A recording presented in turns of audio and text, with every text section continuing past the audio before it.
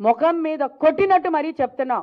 Assembly నుంచి చివరికి road మీద ధర్నాలు ఎన్ని చేశామో ప్రతి ఒక్క దగ్గర చాలా క్లియర్గా వైసీపీ నాయకులకి ప్రతి ఒక్కరికి క్లియర్గా చెప్తున్నాం.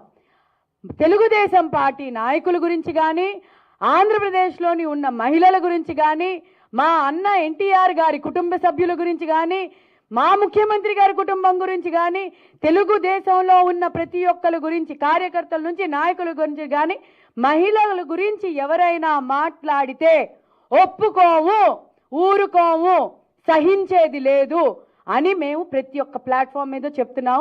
అయినా కూడా ఇది మీకు బుర్రకెక్కకపోతే దీనికి శిక్ష మీరు కఠినంగా అనుభవిస్తారు. ప్రజలు ఆల్రెడీ మీకు 12 సీట్లకు దింపారు. ఆ 11 సీట్లకు దింపారు. ఆ 11 కూడా మిగలకుండా 0 అయ్యేటట్టు మీ జీవితాలను మీరే రాసుకుంటున్నారు. ఆదర్శవంతంగా ఈరోజు ఒక ప్రెస్టీజియస్ అవార్డు తీసుకుంటున్న నారా భువనేశ్వరి గారి మీద మీరు ఇలాంటి అనుచిత వ్యాఖ్యలు చేయడం కరెక్ట్ కాదు.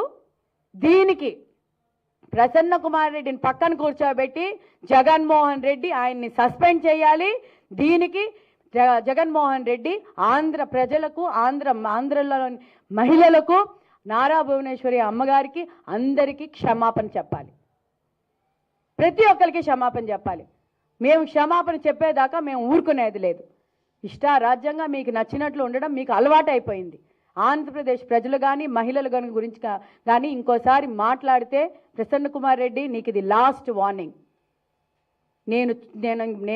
నేను కానీ, తెలుగుదేశం పార్టీలో ఉన్న మహిళలు కానీ ఇంక ఎవరు ఏమీ ఒక సెకండ్ థాట్ లేకుండా ఇంటికొచ్చి మరి తంతాం.